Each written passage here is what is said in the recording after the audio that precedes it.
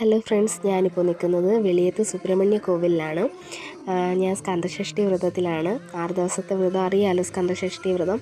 അങ്ങനെ വ്രതത്തിലാണ്. രാവിലെ വന്ന് ഭഗവാനെ തൊഴുതു. ഉപവാസമാണ്, ഒരു നേരത്തെ ആഹാരമാണ് കഴിക്കുക. പിന്നെ അതിനുശേഷം യജ്ഞശാലയിൽ വന്ന് ഭഗവാന്റെ കഥകളും പാട്ടുകളും ഒക്കെ കേട്ട് സന്തോഷത്തോടെ ഇരിക്കുകയായിരുന്നു. എല്ലാവരും നല്ല ഭക്തിയിലാണ് അവിടെ എത്തിയത്. ഭഗവാന്റെ കഥകളും കാര്യങ്ങളൊക്കെ കേട്ട് ആദ്യത്തെ ദിവസം അങ്ങനെ കടന്നുപോയി. രണ്ടാമത്തെ ദിവസം എന്ന് വെച്ചാൽ രണ്ടാമത്തെ ദിവസം നമുക്ക് മഹാഗണപതി ഹോമമായിരുന്നു. അത് എനിക്ക് നല്ലൊരു എക്സ്പീരിയൻസ് ആയിട്ട് തോന്നി. കാര്യം എന്ന് വെച്ചാൽ എല്ലാവരെയും അതിൽ ഉൾക്കൊള്ളിച്ചു. കാര്യം എന്ന് വെച്ചാൽ പൂജാരിമാരാണല്ലോ പൂജ കാര്യങ്ങൾ മാത്രം ചെയ്ത് വരുന്നത്. പക്ഷെ അവിടെ എനിക്ക് കാണാൻ സാധിച്ചത് നമ്മളെക്കൊണ്ട് തന്നെ ഓരോ മന്ത്രങ്ങൾ ചൊല്ലിച്ച് എള്ളും അതിൽ സമർപ്പിക്കേണ്ട കാര്യങ്ങളൊക്കെ നമ്മുടെ കയ്യിൽ തന്നിട്ട് നമ്മളെക്കൊണ്ട് മന്ത്രം ചൊല്ലിച്ച് നമ്മുടെ പ്രാർത്ഥനകളും നമ്മുടെ ആഗ്രഹങ്ങളും ഒക്കെ ഭഗവാനിൽ നേരിട്ട് അർപ്പിക്കാനൊരവസരം കിട്ടിയിട്ടുണ്ടായിരുന്നു.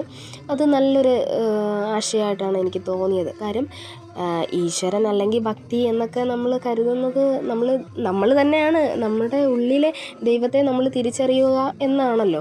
അപ്പം അത് നേരിട്ട് നമ്മളെ കൊണ്ട് തന്നെ ചെയ്യിപ്പിച്ചപ്പോൾ കൂടുതലൊരു എന്തോ ഒരു എക്സ്പീരിയൻസ് എനിക്ക് നല്ലപോലെ തോന്നി. അതെനിക്ക് ഇവിടെ പറയണമെന്ന് തോന്നി. അങ്ങനെ എല്ലാവരും പ്രാർത്ഥിച്ച് എള്ള് അഗ്നിയിലേക്ക് സമർപ്പിക്കുകയാണ്.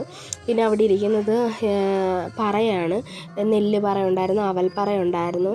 അങ്ങനെ അത് ഓരോ രീതിയിൽ നമുക്ക് അർപ്പിക്കാം ഭഗവാന്റെ അടുത്ത്. അവിടെ ശക്തിവേലാണ് പൂജിക്കുന്നത്.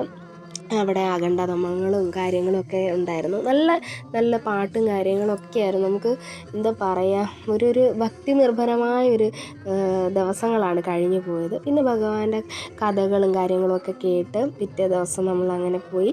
പിന്നെ 5-ാമത്തെ ദിവസം തിരുക്കല്യാണമായിട്ടാണ് ആഘോഷിച്ചത്.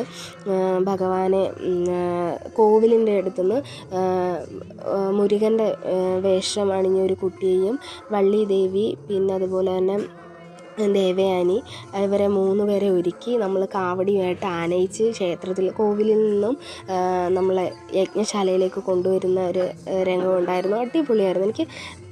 എനിക്ക് പേഴ്സണലി ഏറ്റവും ഇഷ്ടപ്പെട്ടൊരു ഭഗവാനാണ് മുരുകൻ.